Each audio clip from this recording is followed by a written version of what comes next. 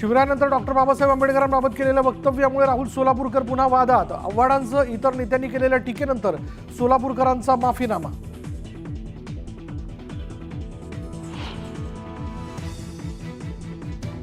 संतोष देशमुख हत्या प्रकरणाला 2 महिने उलटले तरी आरोपी कृष्ण आंधळे फरारच। न्याय कधी मिळणार, देशमुख कुटुंबियांचा सवाल। गुंडांना कंटाळून 500 व्यापारी परळी सोडून गेले। आमदार सुरेश धसांचा दावा।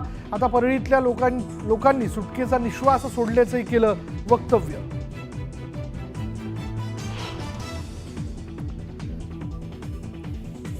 दुसऱ्याकडे बोट दाखवताना 4 बोटं आपल्याकडे असतात। दादांनाही मुलाला पत्नीला निवडून आणता आलं नाही। राज ठाकरेंवरील अजितदादांच्या टीकेनंतर दरेकरांचं विधान।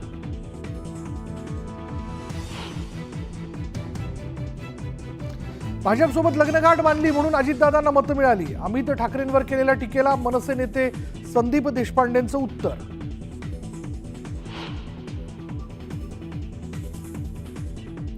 उबाटाचे राजन साळवी लवकरच शिंदेंच्या शिवसेनेत करणार प्रवेश। न्यूज 18 लोकमतला सूत्रांची माहिती। लवकरच पक्षप्रवेशाची तारीख निश्चित होणार असल्याची माहिती।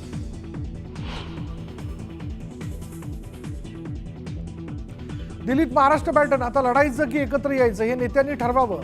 संजय राऊतांचा इंडिया आघाडीतील विरोधकांना सल्ला।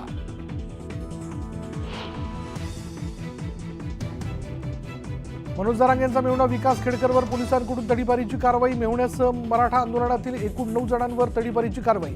3 जिल्ह्यांमधून केलं तडीपार।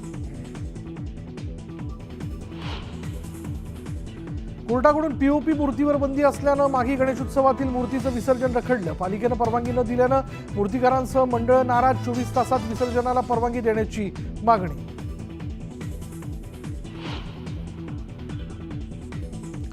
छत्तीसगडमध्ये चकमकीत 31 माओवाद्यांचा खात्मा। बिजापूरमधील आतापर्यंतची सर्वात मोठी चकमक, तर 2 जवानही शहीद झाल्याची माहिती।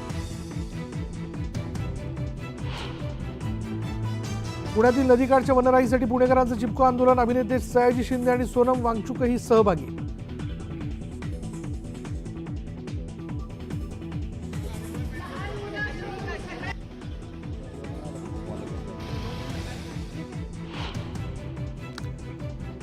आणि मणिपूरचे मुख्यमंत्री एन बिरेन सिंग यांचा राजीनामा। मणिपूरमध्ये राष्ट्रपती राजवट लागण्याची शक्यता। बिरेन यांनी राज्यपालांकडे सोपवला राजीनामा।